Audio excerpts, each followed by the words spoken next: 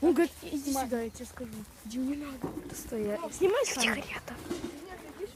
Иди нахуй, сейчас ружье нахуй достанешь. Это зелень. Для вас был, кислород был для вас. Вы дышали им, а вы ломаете. А правильно, вы ж, вот, видите, деревья не росли. Это зелень. Ну, ломали, оно засохло. Но А вам дышать не его. но оно сухое уже, там уже ничего не будет. Вот там мусор есть. Там доски есть. Мусорные доски? За мусор есть доски. Вон есть. Мы не будем по мусорке. А деревья ломать можно? Да. Ломать, да? Но оно сухое, оно уже не будет никакого кислорода выдавать. Ты мало пальцев свой сломал уже? Что? Пальцы мало сломал? Пальцы. Это я на футболе. Ну и тут сломаю еще, говорю. Говорит, самое ладно, вы попросили. Вот я сломал, ветка, зеленая ветка. Сломал, да. Это не я его ломал. Ты ломал. Нет. Я видел. Чукаси и луночку.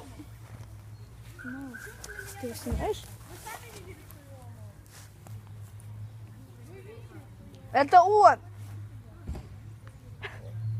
Ну, вы сами будете вот держать этим Приблизь его. воду. Ты же воду бываешь. Приблизь его. Я лучше футбол погонять, лучше футбол. Да зачем? Как? Так слабо футбол гонять?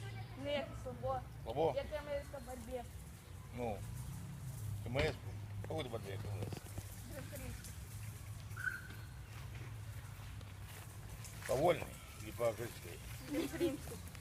Ну, греческая большая борьба есть. Я знаю, классическая, гремо-каримская. А если вольная есть? Тогда какой-то борьбе вольной. Я по гремо-каримской. Ну, если вольная, а есть... Я знаю, гремо-каримская, я в гремо-каримской. Тогда ты не борец. Есть борьба классическая и вольная есть. Я классическая. А классическая? А как ты борешься? Без подножек. Как ты- Ну вот так вот беру, так и борюсь, без подножек. По пояс. Да, по пояс. Ты КМС. Вот я борьбу занимал борьбой. Вольной.